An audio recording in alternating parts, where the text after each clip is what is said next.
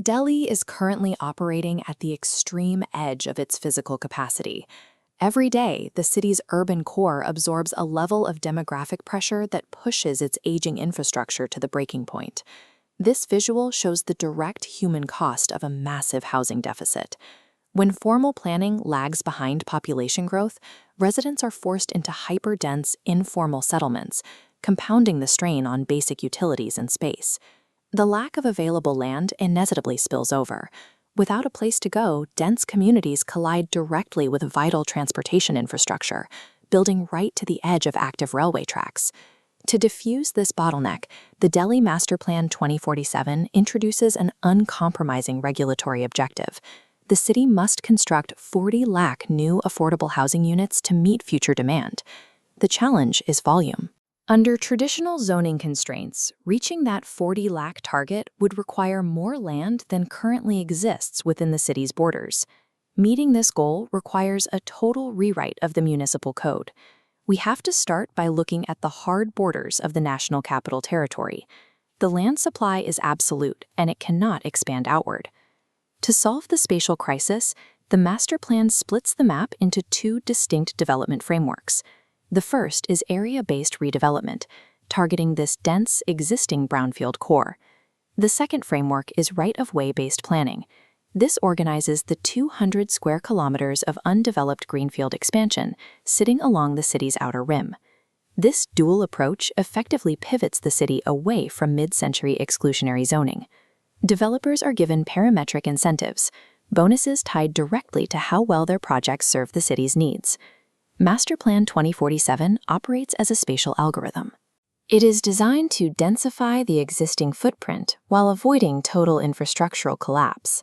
If we move down to the street level within the brownfield core, we are dealing with a mature, fully built-out environment. The central economic roadblock here is land assembly. Finding and acquiring massive, unbroken tracts of land to build large-scale housing in a dense neighborhood is nearly impossible. Previously, redevelopment required a 40,000 square meter plot, freezing private development. The new plan slashes this to 3,000 square meters, making fragmented parcels feasible. Increased floor area ratio lets developers build vertically, yielding 7 lakh additional units. The city engineers specific social outcomes by manipulating that FAR.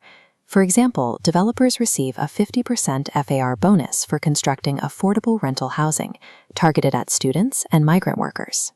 By legally incentivizing micro-level vertical growth over macro-level land assembly, the brownfield densification strategy actively addresses the land scarcity crisis. But vertical densification carries a severe risk. If you double a neighborhood's population without upgrading its transportation capacity, the localized traffic grid will immediately fail. Transit-oriented development, or TOD, becomes the spatial anchor. Aggressive vertical densification is only permitted along established high-capacity transit corridors. To modernize the street-level economy around these hubs, the policy permits mixed-use zoning. Commercial activities are now allowed on the ground floors of buildings situated on any right-of-way measuring 30 meters or wider. Density without transit is a catastrophic bottleneck. The TOD policy physically binds new housing yields directly to the capacity of rail and bus lines. Shifting outward to the peripheral edges of the NCT, the strategy completely changes to handle the massive scale of undeveloped greenfield territories. Here, the city relies on a land pooling mechanism.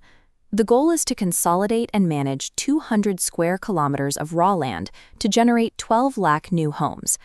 To prevent chaotic sprawl, the plan enforces an infrastructure-first mandate, reversing the sequence of urban development. Primary road networks must be fully developed before any residential block is permitted. Along specific major arteries within this new grid, the plan introduces the zoning concept of high-density corridors.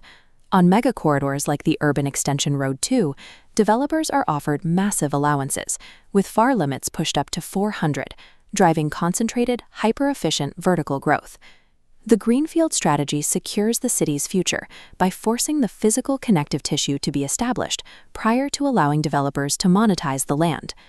Looking at the city from a macro perspective, projecting massive housing numbers requires navigating both physical environmental boundaries and deep historical legacies. To make this system functional, the government initiated a massive regulatory simplification, reducing 133 highly restrictive land use premises down to a flexible 45. The city is also obligated to protect a sprawling catalog of historic assets. Growth cannot simply bulldoze the administrative and cultural core. The solution is an economic mechanism, the heritage incentive, which introduces a system of 50 tradable development rights. These rights make the adaptive reuse of 1,500 heritage assets economically viable. Private investors can repurpose these structures as museums, offices, or hotels, monetizing the space while preserving its historic character. But the city's most critical vulnerability is environmental. This is the Yamuna River, and its severe degradation sets a hard limit on urban expansion. To stabilize this, the plan implements a blue-green policy, initiating 13 major projects to ecologically restore 1,700 hectares of the Yamuna floodplains. Furthermore, the plan designates 150 square kilometers of land along the peripheral villages as low-density areas. This creates a permanent, highly regulated ecological buffer against endless urban sprawl. A megacity's true carrying capacity is a balance. The dense concrete infrastructure must be offset by rigid ecological firewalls and financially viable heritage conservation. Ultimately, these completely disparate spatial nodes and development corridors must connect into a single cohesive metropolitan machine. The central nervous system required to link this future development is the Unified Metropolitan Transport Authority.